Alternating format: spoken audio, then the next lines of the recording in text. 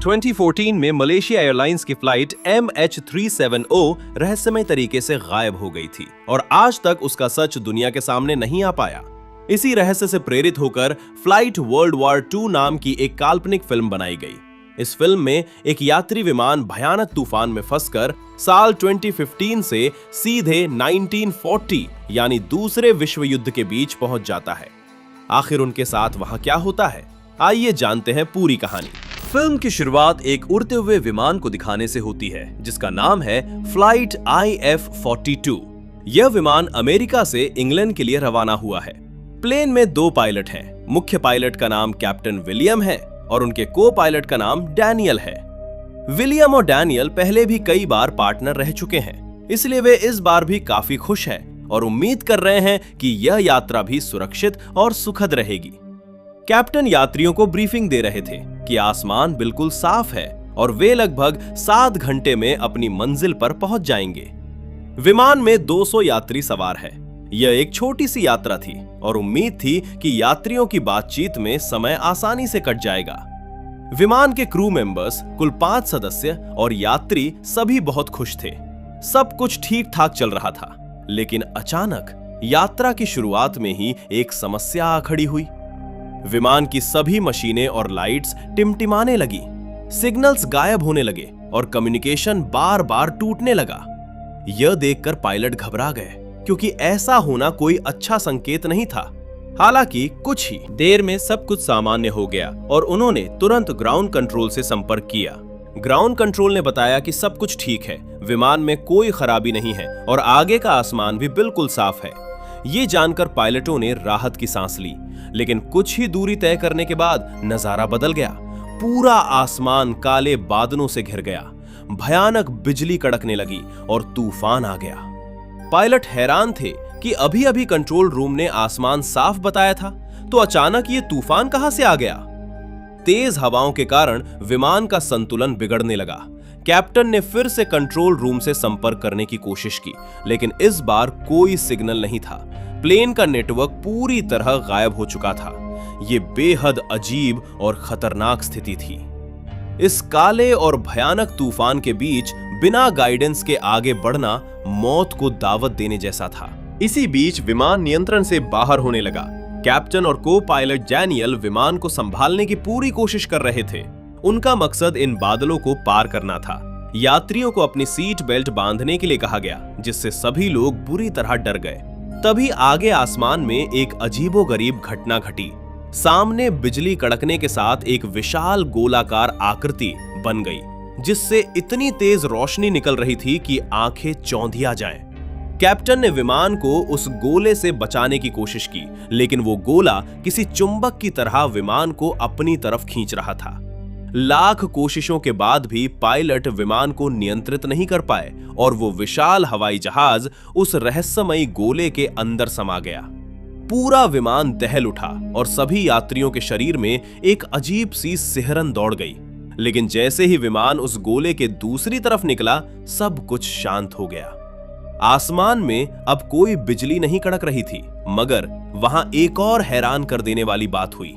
विमान जब रवाना हुआ था तब शाम के करीब 5 बज रहे थे, लेकिन इस तरफ आते ही मात्र 10 मिनट के भीतर आसमान में घनेरी रात हो चुकी थी। ये कैसे मुमकिन था? विमान के किसी भी उपकरण या यात्रियों के मोबाइल में कोई नेटवर्क नहीं था। दुनिया से उनका संपर्क पूरी तरह कट चुका था। अजीब बात यह थी कि विमान का केवल रडार काम कर रहा था। रडार से पता चलता है कि आसपास कोई दूसरा विमान है या नहीं और उनकी ऊंचाई व गति क्या है। को पायलट डैनियल ने बताया कि ये रडार बहुत पुराना है। हालांकि हर साल विमान की तकनीकी चीजें बदली जाती हैं, लेकिन इस रडार को पिछले 50 सालों से नहीं बदला गया था। पायलटों को कुछ समझ नहीं आ रहा था। उन्हें लगा कि शायद प्लेन में ही कोई खराबी आई है और वे उम्मीद कर रहे थे कि कंट्रोल रूम जल्द ही इसे ठीक कर देगा। दूसरी ओर यात्री बेहद डरे हुए थे। उन्हें शांत करने के लिए पायलटों ने झूठ बोला कि मौसम खराब होने के कारण ऐसा हुआ है और बरमूडा ट्रायंगल पार करते समय अक्सर ऐसा होता है, जबकि वे बरमूडा ट्रायंगल के पास भी नहीं थे। कुछ देर बाद कैप्टन विलियम ने गौर किया कि रडार पर उनके अलावा 50 मील के दायरे में कोई दूसरा विमान नहीं था। इतने बड़े आसमान में उनका अकेले होना असामान्य था। आसपास का माहौल देखकर लग रहा था कि ये अमेरिका का रास्ता ही नहीं है। कैप्टन ने स्थिति को समझने के लिए विमान को थोड़ा नीचे ले जाने का फैसला किया। नीचे जाने से पहले उन्होंने क्रू मेंबर कैमरून को फोन करके यात्रियों को संभालने के लिए कहा, क्योंकि नीचे जाते समय विमान में थोड़े झटके लग सकते थे। जैसे ही विमान नीचे आया, रडार पर अचानक 10 से 12 विमान दिखाई दिए। कैप्टन को थोड़ी राहत मिली कि चलो कोई तो है, लेकिन तभी डैनियल ने कहा कि ये कोई सामान्य यात्री विमान नहीं है, बल्कि बहुत छोटे और बेहद तेज गति से उड़ने वाले विमान हैं। जब विमान और नीचे आया तो नीचे का नजारा देखकर सबके होश उड़ गए। जमीन पर भीषण बमबारी हो रही थी, चारों तरफ तबाही मची थी और छोटे युद्ध विराम उड़ रहे थे। ऐसा लग रहा था कि नीचे कोई भयंकर युद्ध चल रहा है। यह दृश्य देखकर यात्री बुरी तरह चिल्लाने लगे। उन्हें ये सब एक भयानक सपना लग रहा था। तभी एक लड़ाकू विमान उनके बेहद करीब आ गया। कैप्टन विलियम डर गए और उन्होंने तुरंत अपने विमान को वापस ऊंचाई पर उड़ा लिया। उधर विमान के यात्री दहशत में थे और क्रू मेंबर से पूछ रहे थे कि नीचे क्या चल रहा है और वे कहां जा रहे हैं। क्रू के पास कोई जवाब नहीं था, वे बस सब्र रखने को कह रहे थे। कैप्टन लगातार कंट्रोल रूम से संपर्क करने की कोशिश कर रहे थे, लेकिन सब नाकाम था। इस अनजान रास्ते पर वे ज्यादा देर तक नहीं उड़ सकते थे, क्योंकि कुछ ही घंटों में ईंधन खत्म हो जाता। कैप्टन ने कहा कि वे आगे जाकर विमान को फिर नीचे ले जाएंगे और किसी नजदीकी एयरपोर्ट पर लैंड करेंगे, लेकिन डैनियल ने मना किया कि नीचे युद्ध के माहौल में उतरना आत्मघाती हो सकता है। इसी बीच विमान में सवार 2 यात्री डेल और बेनेट, जो इतिहास के प्रोफेसर थे, नीचे का नजारा देखकर सब समझ चुके थे। वे कॉकपिट की तरफ दौड़े। क्रू ने उन्हें रोकना चाहा, लेकिन बेनेट ने चिल्लाकर कहा कि नीचे दूसरा विश्व युद्ध चल रहा है। उन्होंने बताया कि जो लड़ाकू विमान अभी उनके पास से गुजरा वो जर्मनी का विशेष युद्ध विराम था, जिसे 1945 के बाद कभी नहीं बनाया गया और इसे हिटलर की नाजी सेना उड़ाती थी। कैप्टन विलियम को यह सब बकवास और मनगढ़ंत लगा और उन्होंने प्रोफेसरों को जाने के लिए कहा, लेकिन बेनेट ने दलील दी कि विमान में नेटवर्क का न होना ही इस बात का सबूत है कि वे साल 1940 में आ चुके हैं, क्योंकि उस दौर में आधुनिक सैटेलाइट और कम्युनिकेशन सिस्टम का आविष्कार ही नहीं हुआ था। उन्होंने नक्शा मिलाकर बताया कि वे इस वक्त जर्मनी या फ्रांस के ऊपर है। कैप्टन असमंजस में पड़ गए। उन्होंने पूछा कि अगर ये सच भी है तो वे वापस अपने समय में कैसे जाएंगे।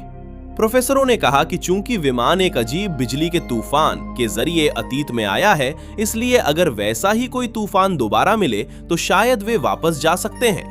कैप्टन ने प्रोफेसरों को बाहर भेजा और यात्रियों से ये बात छुपाने को कहा। रेडियो पर लगातार कोशिश करते हुए अचानक वॉकी टॉकी पर एक ब्रिटिश सैनिक की आवाज सुनाई दी, जिसका नाम नाइजेल था। नाइजेल ने इस अजीब रेडियो कनेक्शन पर पायलटों से उनकी पहचान पूछी। कैप्टन ने अपनी स्थिति बताई और मदद मांगी कि वे इस अनजान आसमान में भटक रहे हैं और नीचे जर्मन विमान उड़ रहे हैं। नाइजेल हैरान था कि कोई यात्री विमान उनके एयरफोर्स के गुप्त फ्रीक्वेंसी चैनल पर कैसे आ सकता है। कैप्टन ने कहा कि उनके विमान का रेडियो ट्रांसमिशन बहुत शक्तिशाली है, जो दूर के सिग्नल्स भी पकड़ लेता है। नाइजेल ने कहा कि इतनी आधुनिक तकनीक अभी तक बनी ही नहीं है। जब कैप्टन ने नाइजेल से तारीख और समय पूछा तो नाइजेल ने बताया रात के 11 बजे हैं और आज 17 जून 1940 है। ये सुनकर पायलटों के पैरों तले जमीन खिसक गई। प्रोफेसरों की बात सच थी, वे सचमुच टाइम ट्रैवल करके अतीत में आ चुके थे। नाइजेल को लगा कि शायद ये जर्मन जासूस है जो उसे बेवकूफ बना रहे हैं, इसलिए वो कनेक्शन काटने लगा। तब कैप्टन ने प्रोफेसर बेनेट को बुलाया। बेनेट ने नाइजेल को इतिहास का हवाला देते हुए कहा कि वे इस वक्त फ्रांस की रेन नदी के ऊपर है और इतिहास के अनुसार आज ही के दिन ब्रिटिश जहाज लैनकास्ट्रिया को जर्मन बमबारी में डूबना था। नाइजेल दंग रह गया, क्योंकि कुछ ही देर पहले वो जहाज सचमुच डूब चुका था। अब नाइजेल को यकीन हो गया और उसने अपने कमांडर से अनुमति लेकर उनकी मदद करने की बात कही। इसी बीच विमान के एक यात्री ने चुपके से पायलटों की ये सारी बातें सुन ली। उसने प्रोफेसरों की किताबों और नीचे के माहौल को मिलाकर खुद भी तसल्ली कर ली कि वे 1940 में है। उसने ये बात बाकी यात्रियों को बता दी। पहले तो लोगों ने उसे पागल समझा, लेकिन जब उसने नीचे युद्ध का नजारा और इतिहास की किताबें दिखाई तो कुछ यात्री उसकी तरफ हो गए। उस यात्री ने भड़काते हुए कहा, हम युद्ध के मैदान के ऊपर हैं, थोड़ी देर में ईंधन खत्म हो जाएगा। अगर हम फ्रांस में उतरे तो हिटलर की नाजी सेना हमें अमेरिकी समझकर मार डालेगी। हमारी मौत तय है, तो क्यों ना हम इस मौत को महान बना दे। हमारे पास इतिहास की किताबें हैं, हमें पता है कि जर्मन सेना कहां है। चलिए हम इस विमान को जर्मन सेना या हिटलर के ठिकाने पर क्रैश कर देते हैं और नाजी साम्राज्य का खात्मा कर देते हैं। कुछ लोग इस आत्मघाती मिशन के लिए तैयार हो गए और कैप्टन पर दबाव बनाने लगे, लेकिन विमान में मौजूद कुछ आर्मी ऑफिसर्स ने उन्हें रोका और उस बहके हुए यात्री को प्लेन हाईजैकर या आतंकी कहकर काबू में किया।